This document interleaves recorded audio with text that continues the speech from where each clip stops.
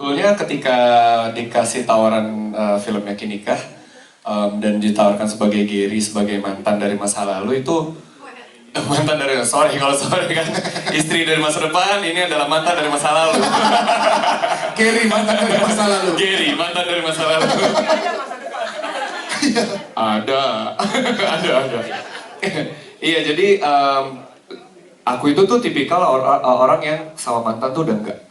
Putus-putus, move on gitu. Nggak ada lagi kesempatan kedua, ketiga, dan lain lama-lama toxic gitu kan. Tapi ketika menjadi Gary, melihat motivasi yang terjadi pada masa lalu, Gary itu kenapa, Niken itu kenapa, dan masih ternyata belum selesai, unfinished business, ternyata, oh, mantan juga nggak selamanya salah dan nggak harus, bukan nggak harus selesai, belum semuanya ada yang selesai gitu. Dan ketika ada peluang, ada kesempatan untuk memperbaiki, untuk meluruskan atau mencoba lagi, kenapa enggak gitu.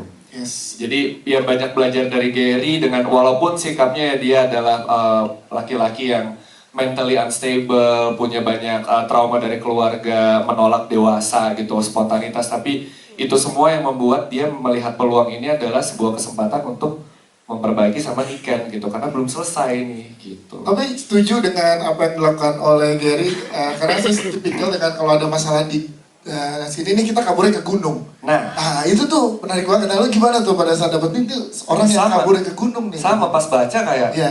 make sense. Iya. Dia ghost, ya jadinya ghosting. Maaf. Jadinya ghosting, tapi maksudnya ketika ada masalah kan dia anak industri kreatif dan anak alam gitu. Iya. Jadi daripada cerita ke orang, mending gue tumpahin ke alam gitu. Dia ke pantai, ke hutan, ke gunung Tapi gitu. kan bisa bilang lu, aku mau naik gunung ya, gitu kan bisa. Ya tapi kan kalau udah tahu template kayak gitu kasih pengertian dong. Tetap masih. Iya, kurang lebih kayak gitu.